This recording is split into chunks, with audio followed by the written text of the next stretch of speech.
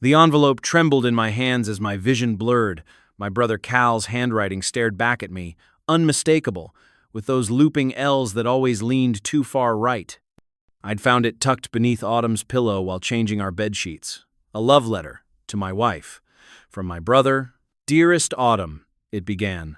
I've booked the tickets. Next Friday, 8 p.m. flight. Pack only what matters. I'll replace everything else. Cal. My lungs forgot how to work. Friday was tomorrow. I sank onto our bed, the mattress we'd saved for months to afford, in our small apartment that Autumn had always called temporary with a tight smile. The envelope crumpled in my fist as the front door clicked open. Wren? Autumn's voice carried down the hallway. You're home early. I couldn't move as her footsteps approached. She appeared in the doorway, still wearing her coat, a takeout bag dangling from her fingers. Her smile vanished when she saw the letter in my hand. You weren't supposed to find that, she said simply. That's your response? Not it's not what you think or I can explain? My voice sounded like it belonged to someone else. Just, I wasn't supposed to find it? She set the food down and sighed, removing her coat with deliberate movements. I was going to tell you tonight. Tell me what? That you're leaving me for my brother? Autumn sat on the edge of the bed, maintaining careful distance. Cal and I. It happened gradually. I didn't plan this. When? The words scraped my throat. Does it matter? It matters to me. She studied her manicure, animated she. Fresh, I realized. Something she'd stopped doing months ago because we needed to budget. Remember when you couldn't attend the charity gala because you had to finish that project? Cal invited me to go anyway. Said it would be a shame to waste the ticket. 6 months ago. Half a year of lies.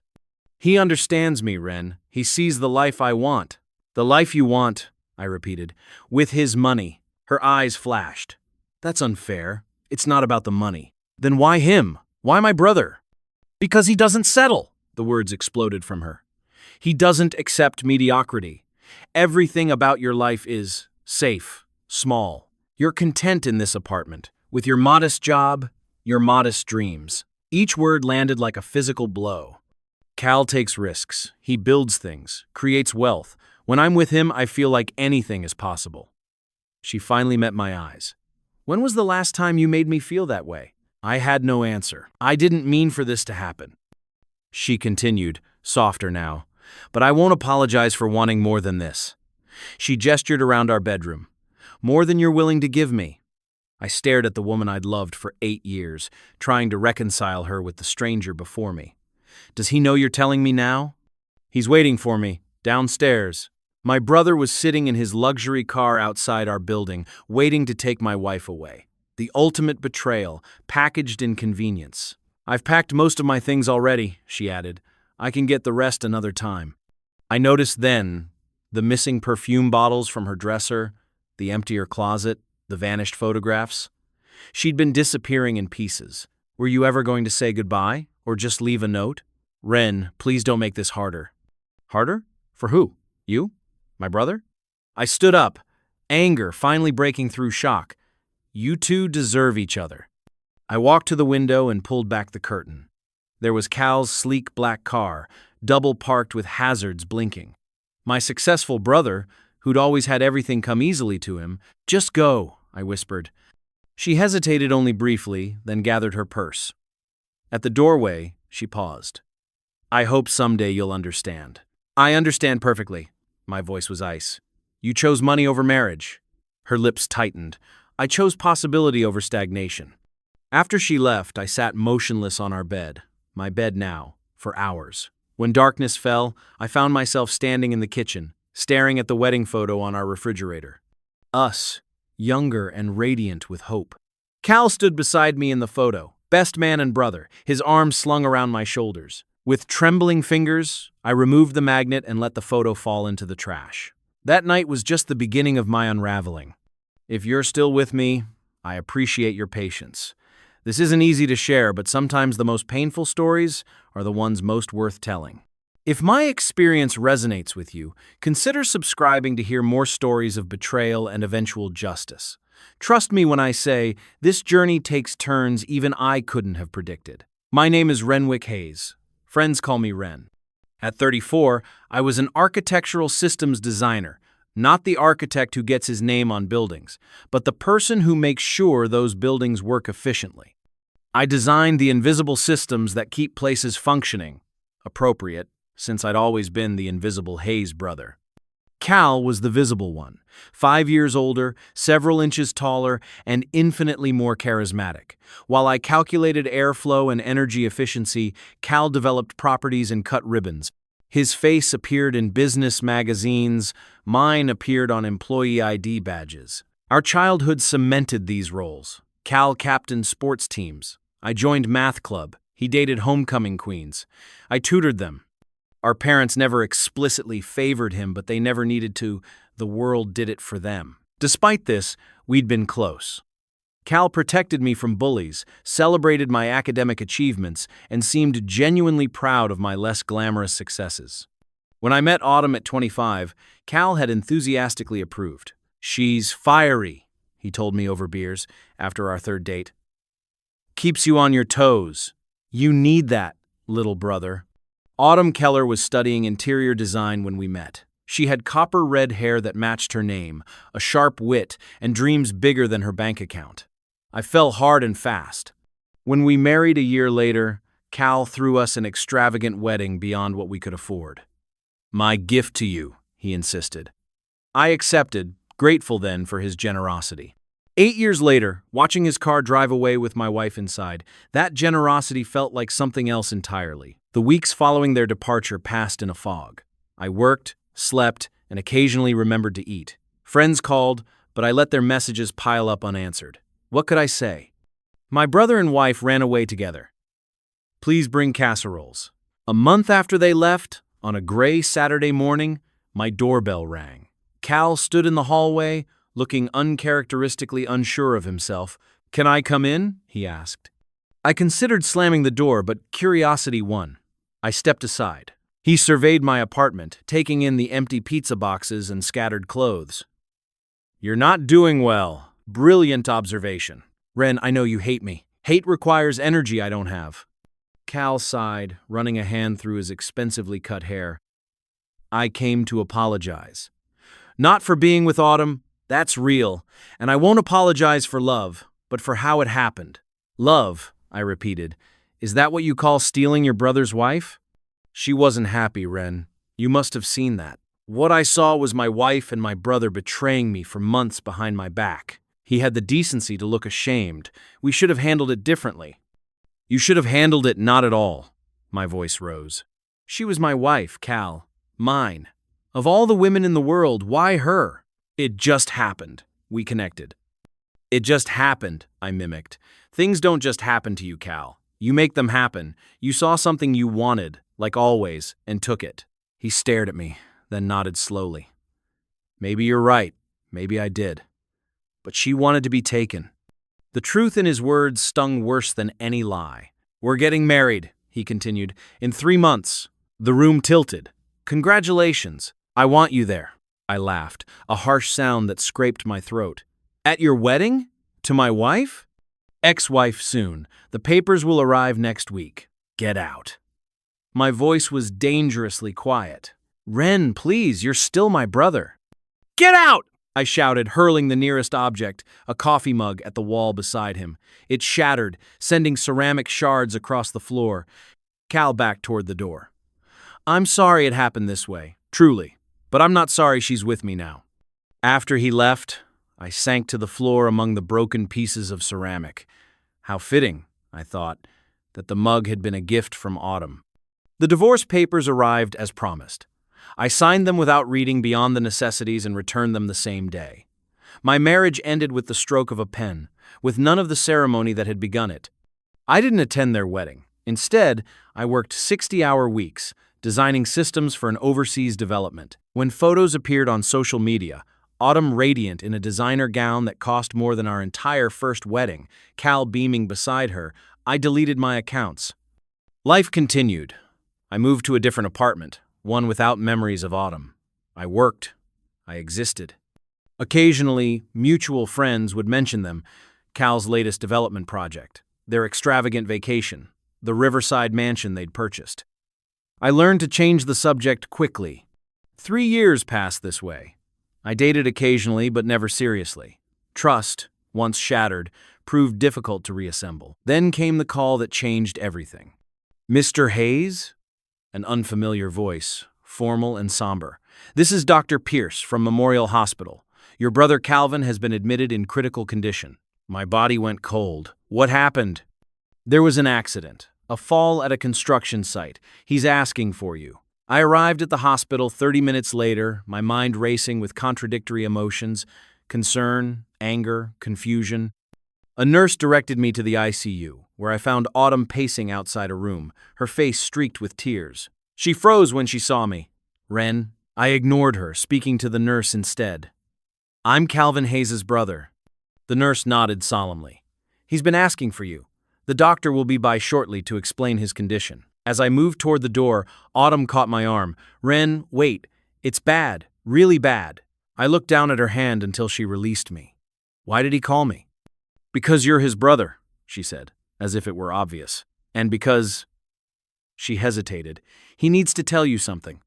Inside, machines beeped steadily. Cal lay against white sheets, tubes, and wires connecting him to various monitors. His face was ashen, a stark contrast to his usually vibrant appearance. His eyes fluttered open when I approached. Little brother, he whispered. You came. Of course I came. Despite everything, the sight of him so broken struck me to my core. Not much time, he said, each word an effort. Need to explain. Save your strength. The doctors will... No. His hand found mine with surprising strength. Listen, fall was an accident. My breath caught. What are you saying? Cancer, terminal, 4 months, maybe less. Didn't want. Slow death. The room seemed to tilt again. You have cancer? Why didn't you tell me? A faint smile touched his lips. When? At our monthly brotherly lunches? The sarcasm, even now, was pure Cal. Doctors found it too late, he continued. Pancreatic, stage 4. There must be treatments. Tried. Failed. His grip tightened. Need you to know about Autumn. I stiffened. I don't want to discuss. Big mistake, he interrupted. Mine, not yours. Biggest regret. Before he could continue, the door opened. A doctor entered, clipboard in hand, followed by Autumn.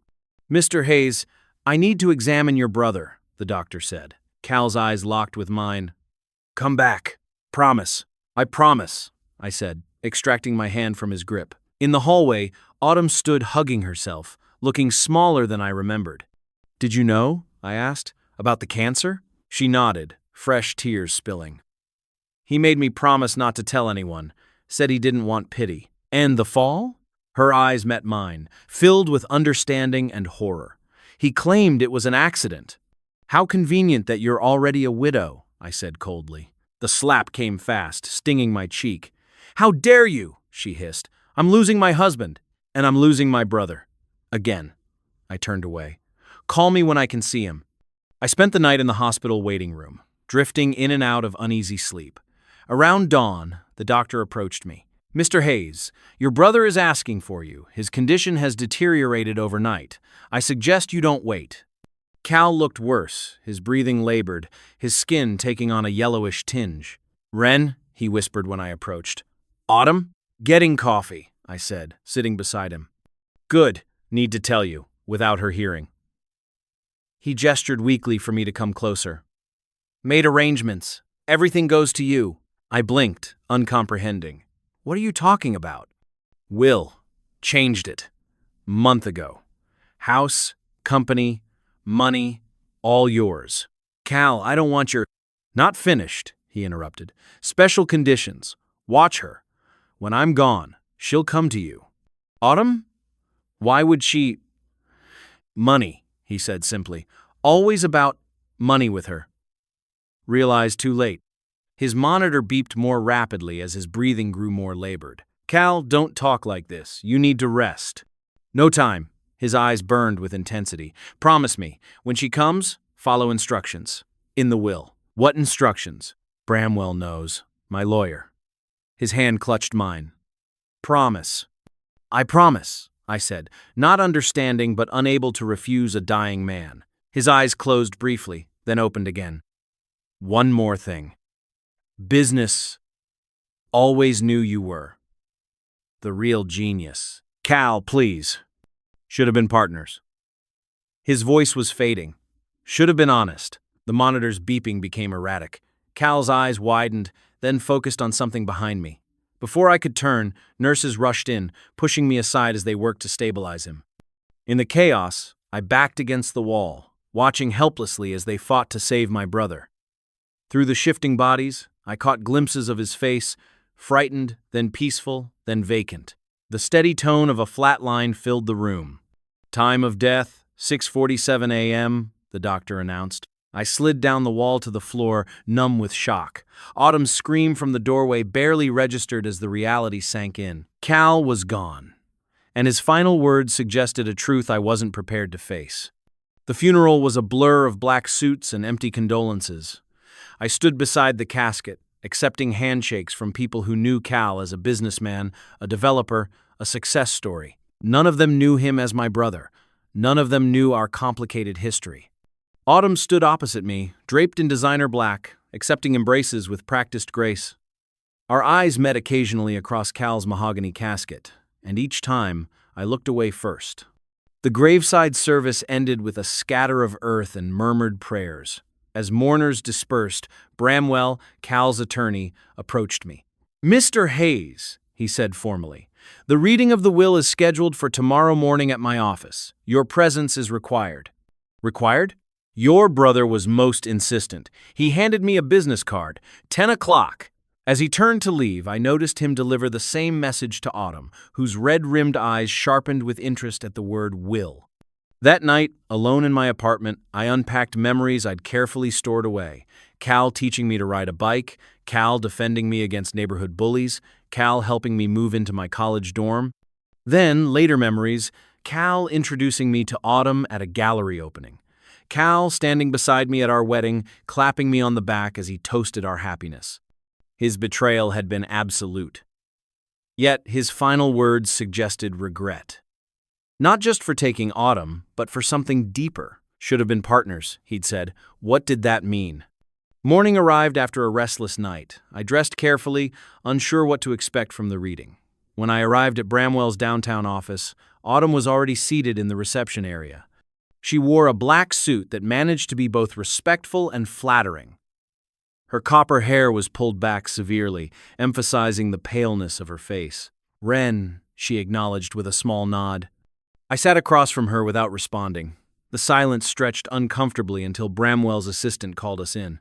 The attorney's office was understated but clearly expensive. Bramwell himself, thin and precise with silver hair, gestured for us to sit before arranging several documents on his desk.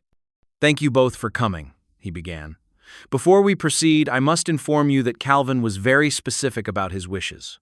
Some elements of his will may seem unusual." Autumn leaned forward. "Unusual how?" Bramwell adjusted his glasses. "Perhaps it's best if I simply read the relevant sections." He lifted the first document. "I, Calvin Hayes, being of sound mind and body, do hereby bequeath all my worldly possessions, assets, and holdings to my brother, Renwick Hayes." Autumn gasped. I froze. "This includes, but is not limited to, my primary residence at 1478 Lakeview Drive, all business interests in Hayes Development Group, and liquid assets totaling approximately $2.15 million after taxes." "That's impossible," Autumn whispered. "I'm his wife." Bramwell looked at her sympathetically. "Mrs. Hayes, your husband made these changes legally and properly 1 month before his death. He left you the vehicle registered in your name and your personal effects, but nothing else." Her face drained of color. "He can't do that. We had an agreement." Any prior agreements were superseded by this document, which he signed in my presence with 2 witnesses.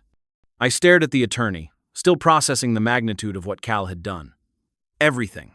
He'd left me everything. "There must be a mistake," Autumn insisted, her voice rising. "Cal wouldn't leave me nothing." "There's more," Bramwell continued, pulling out another document. "Mr. Hayes included specific instructions regarding these assets." He turned to me. "Renwick, your brother stipulated that his bequest comes with certain conditions." "What conditions?" I asked, finding my voice. Calvin established what he called a contingency protocol. He was concerned that certain parties might attempt to influence you regarding his assets. Bramwell's eyes flickered briefly toward Autumn. The protocol outlines a series of steps to be followed in specific circumstances. I don't understand, I said. In simple terms, your brother created a test. Bramwell handed me a sealed envelope. This contains his private instructions to you. He asked that you read them alone. Autumn's eyes fixed on the envelope, calculating. This is ridiculous. I'm going to contest this will. That is your right, Bramwell said evenly. However, I should inform you that Calvin anticipated that response. He left extensive documentation explaining his decisions, including several recorded statements. Any contest would be lengthy, expensive, and unlikely to succeed. She stood abruptly. I need to speak with my own attorney. After she stormed out, Bramwell's professional demeanor softened slightly. Your brother was quite thorough in his preparations, Mr. Hayes.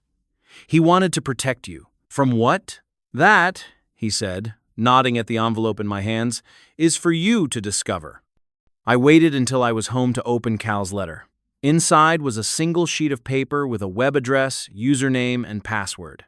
Below these, a handwritten note read, Ren, don't trust anyone who comes back after learning about the money. Watch. Wait. Everything will become clear. Cal.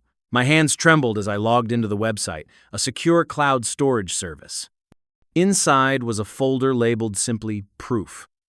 It contained hundreds of files, emails, text messages, photos, and recorded conversations. All between Cal and Autumn. I clicked on the first audio file, dated 2 years ago.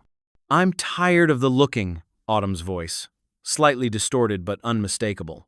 The board is asking questions about these emergency withdrawals. They're not questioning me, Cal replied. Just keep the paperwork moving. It's getting harder to hide. Maybe we should tell Ren the truth.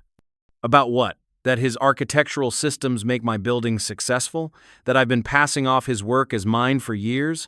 That his genius is what built my reputation? I stopped the recording, my breath catching. There were dozens more files, hundreds more revelations. For hours, I sifted through Cal's digital confession. The truth emerged in painful clarity.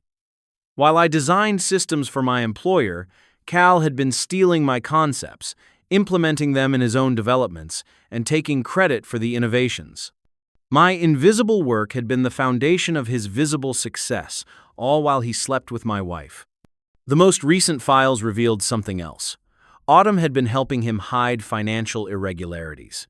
They'd been shifting money between accounts, manipulating records, inflating project costs. The final audio file was dated just weeks before Cal's death. The oncologist said there's nothing more they can do, Cal's voice, weaker than in earlier recordings. I need to make things right. Don't talk like that, Autumn replied. We'll find another specialist. No more specialists. I need to fix what I've done to Ren. What are you talking about? I'm changing my will. Everything goes to him. A pause then. Everything? Cal, be reasonable. We're married. What about me? You'll be taken care of if you prove yourself. Prove myself? What does that mean? It means I know exactly why you married me, Autumn. It wasn't love. The recording ended there. I sat in stunned silence as night fell around me, the glow of my computer screen illuminating a truth I never expected. My phone rang, startling me. Unknown number. Hello? Ren? Autumn's voice, softer than at the attorney's office. Can we talk? 3 days after the will reading, Autumn appeared at my door. She'd been calling daily, each message more conciliatory than the last. I'd ignored them all, but now here she stood, looking nothing like the polished woman from the attorney's office. Her hair was loose, her makeup minimal, her clothes casual, reminiscent of how she'd dressed during our early marriage. She held a small plant, a peace lily, in her hands. I brought this, she said when I opened the door. I remember you always liked them. I didn't invite her in immediately. What do you want, Autumn? To talk. Just talk. Her eyes, those hazel eyes that once looked at me with love, now held a careful blend of grief and hope. Please, Ren, 5 minutes. Against my better judgment, I stepped aside. She entered hesitantly, taking in my apartment with quick glances. It was nicer than where we'd lived together, but still modest compared to Cal's riverside mansion. "How are you holding up?" she asked, setting the plant on my coffee table. "Fine." She nodded, fidgeting with her purse strap. "I've been thinking about everything. About us, about Cal, about mistakes." "Mistakes," I repeated flatly. "I was wrong, Ren." Her voice cracked convincingly. "Leaving you was the biggest mistake of my life." Interesting timing for this realization. Her cheeks flushed. "I deserve that. But Cal and it wasn't what I thought it would be. Wasn't rich enough for you?" "That's not fair." She stepped closer. "Money changes people. It changed him. The Cal I married wasn't the Cal I buried." I wanted to laugh at her audacity, but something in her expression gave me pause. There was genuine pain there, beneath the calculation. "The last year was awful," she continued. "He became paranoid, secretive. He'd lock himself in his office for hours, wouldn't tell me what he was doing. Now I understood. He'd been compiling evidence, planning his final act. "I'm sorry things didn't work out for you," I said, keeping my voice neutral. She studied me, perhaps sensing I knew more than I revealed. "Cal mentioned you sometimes, said he regretted how things ended between you two. Did he mention anything else?" Her hesitation was brief but telling. "Like what?" "Like his business, how it became so successful." Her eyes widened slightly before she controlled her expression. "Not specifically. Why?" "I changed tactics. What will you do now, Autumn? Contest the will?" She sighed, sinking onto my couch. "My attorney says it would be difficult to overturn." Cal was thorough. "Yes, he was. I don't know what to do," she admitted, allowing vulnerability to show. "The house, the cars, everything was in his name. I have some savings, but not enough to maintain that lifestyle. Difficult to go backward," I observed. "It's not about the lifestyle," she insisted. "It's about security. Starting over at 36 is terrifying." We sat in silence for a moment. I watched her, remembering how easily I once believed everything she said. Her tells were subtle, the slight flutter of fingers when she lied, the way she tucked her hair behind her ear when setting up a manipulation. "Cal's attorney mentioned conditions," she said finally, "for the inheritance." And there it was, her real purpose in coming. "He did. Do you know what they are?" I stood, signaling our conversation was ending. "I'm still figuring that out myself." She rose, stepping closer until I could smell her perfume, different from what she'd worn during our marriage, but familiar from Cal's recordings. "Maybe we could figure it out together." Her hand touched my arm, tentative but deliberate. "I should get back to work," I said, moving toward the door. She gathered her purse, disappointment and calculation warring in her expression. "Can I call you? Maybe we could have dinner?" I opened the door. "If you want," hope flickered across her face. "I'd like that." After she left, I returned to my computer and Cal's files. There was a document I hadn't noticed before, titled simply Protocol. Inside were detailed instructions, labeled "When Autumn Comes Back." My brother had predicted everything, down to the peace lily. 2 weeks after Cal's funeral, Bramwell called a meeting. Autumn arrived at the attorney's office minutes after I did, wearing a conservative dress and minimal jewelry, portraying modest circumstances. "Thank you both for coming," Bramwell began. "I've called you here to discuss the specific conditions of Calvin's will." He removed a document from a folder. Calvin established what he called sincerity milestones. Each milestone completed releases a portion of the inheritance to Renwick. Autumn leaned forward. "What kind of milestones?" "Actions that demonstrate genuine intentions rather than financial motivations." Bramwell's gaze rested briefly on her before returning to the document. "The first milestone involves establishing a scholarship fund at the local university in Calvin's name." I nodded. "I can do that." "The second involves specific charitable donations." As Bramwell outlined the milestones, Autumn grew visibly concerned. "These conditions disperse the entire inheritance," she noted. "What about Wren's personal benefit?" Bramwell adjusted his glasses. Calvin added a provision allowing Renwick to allocate funds for meaningful relationships based on demonstrated sincerity. Her posture straightened immediately. "Meaningful relationships?" "Yes." Calvin was concerned that certain individuals might attempt to reconnect with Renwick solely due to his new financial status. "That's ridiculous," she protested. "Who would do that?" Bramwell continued as if she hadn't spoken. He created a separate evaluation protocol for such situations. What kind of protocol? I asked, playing my part according to Cal's instructions. A series of tests, essentially, to determine sincere intentions versus financial motivations. Autumn's expression remained neutral, but her fingers fluttered against her purse, her tell. How would these tests work? She asked carefully. Bramwell handed me another envelope. Calvin left specific instructions. As funds are released through the completed milestones, Renwick has authority to allocate portions to individuals who demonstrate genuine care and commitment. Her eyes never left the envelope. That seems very subjective. Calvin trusted his brother's judgment, Bramwell replied simply.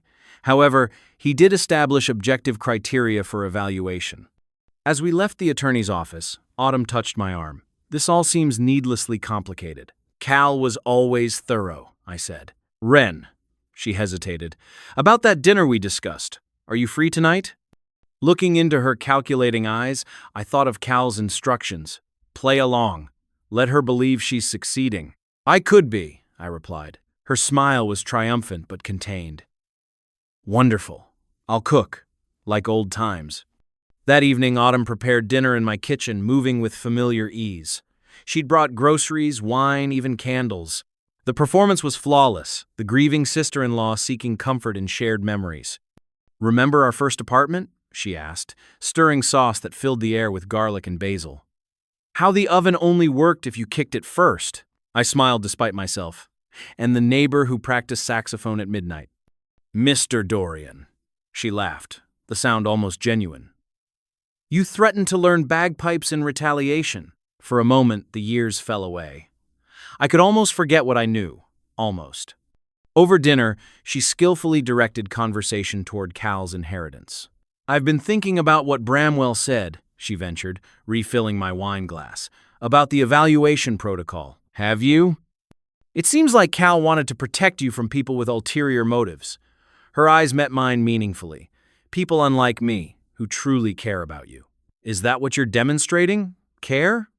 I made mistakes, Ren. Terrible ones. Her voice softened. But I never stopped caring about you. I took a sip of wine. What would you do, Autumn, if you were in my position? With all this money and responsibility? I'd be careful, she said thoughtfully. Money changes how people see you. Yes, I agreed. It does. She reached across the table to touch my hand. But some people see the person, not the bank account.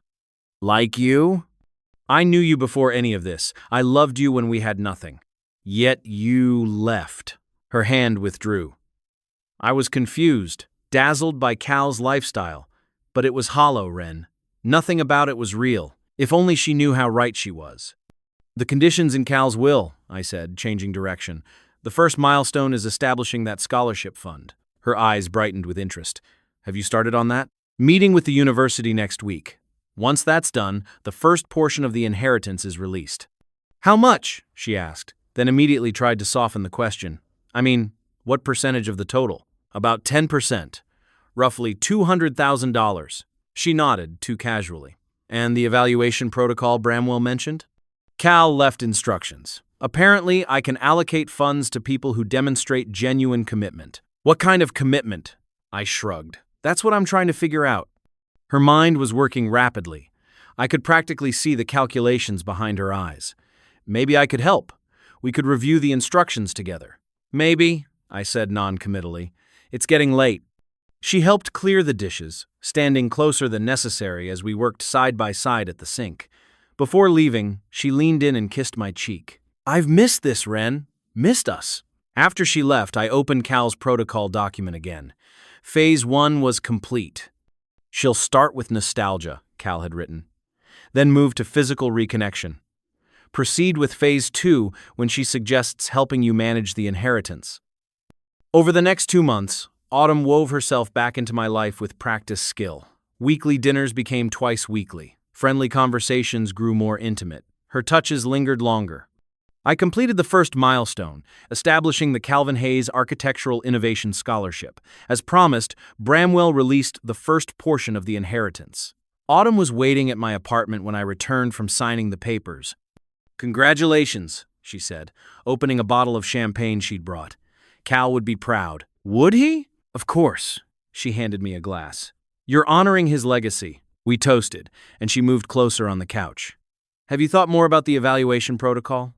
Actually, yes. I set down my glass. Cal's instructions mentioned a test for sincere intentions. Her interest sharpened.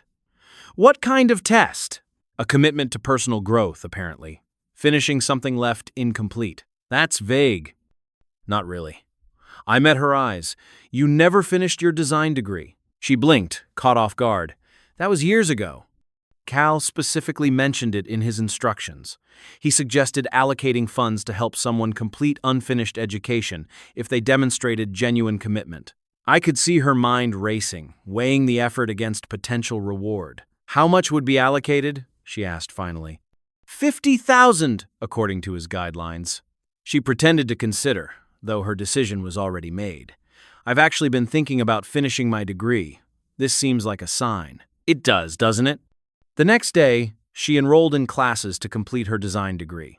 Phase 2 was underway. Cal's protocol was brilliantly designed. Each phase required greater commitment from Autumn, each promising more significant financial reward. After resuming her education, the next test involved community service at the hospice where Cal spent his final weeks. Volunteering at a hospice? She questioned when I presented this requirement. That seems depressing. Cal found it meaningful, I said. He wrote that true character shows in how someone treats those who can offer nothing in return. Her resistance was brief. The potential reward, $75,000 upon completion of 3 months of service, was too tempting. Each week, I watched her return from the hospice progressively more drained. Unlike the education requirement, which she approached with calculated efficiency, the hospice work affected her in ways she couldn't hide. "There's a woman there," she told me one evening, her voice uncharacteristically subdued. "Margaret. She has no family left. I sit with her during my shifts. That's kind of you." "It's not kindness," she admitted. "Not really. I'm doing it for the money." It was the first honest thing she'd said since returning. Does that make it less valuable to Margaret? She considered this. I suppose not. As months passed, the tests grew more demanding. Sell the luxury car Cal had given her, move from her expensive apartment to a modest one within her actual means, create and maintain a budget reflecting honest financial circumstances. With each completed requirement, funds were released, always to me, never directly to her. The promise of eventual reward kept her compliant despite growing frustration. "These conditions are humiliating," she confessed after 6 months, when asked to take a part-time job at a garden center. "It's like Cal is punishing me from beyond the grave." "You can stop any time," I reminded her. She squared her shoulders. "No, I've come too far." Her determination would have been admirable if I didn't know its source. The final milestone promised a commitment completion payment of $500,000, enough to secure the comfortable future she craved. After nearly a year of following Cal's posthumous instructions, Bramwell called us for a final meeting. That morning, Autumn dressed with particular care, applying minimal makeup and choosing clothes that suggested earnest simplicity rather than ambition. "Today we put the past behind us," she whispered, squeezing my arm as we entered the attorney's office. Bramwell nodded solemnly and withdrew a sealed envelope from his desk. "This contains the final condition and access to the remaining funds," he explained, sliding it across to me. I broke the seal and removed a single sheet of paper along with a small flash drive. "What's that?" Autumn asked, leaning forward. I handed the page to Bramwell, who reviewed it briefly before nodding. He connected the drive to his computer and turned the monitor so we could both see. Cal appeared on screen, seated by a window overlooking the river behind his house. Even on video, his illness was evident in his hollow cheeks and yellowed complexion. "Wren," he began, his voice thin but determined, "if you're watching this with Autumn beside you, then everything has happened as I predicted." Autumn stiffened beside me. "What most people never knew," Cal continued, "is that the success everyone attributed to me was built on your ideas, your systems. I was just the face, the handshake, the name on the building." I turned to Autumn. "He called me the night you moved in with him." Her eyes widened in understanding and fear. On screen, Cal continued. "From the beginning, we had an arrangement. Wren's innovations made my developments exceptional, while I handled the business side. The money flowed between us through our partnership agreement. The attorney passed me another folder, the documentation of our secret partnership spanning years. The property management systems that made my buildings valuable? His creation?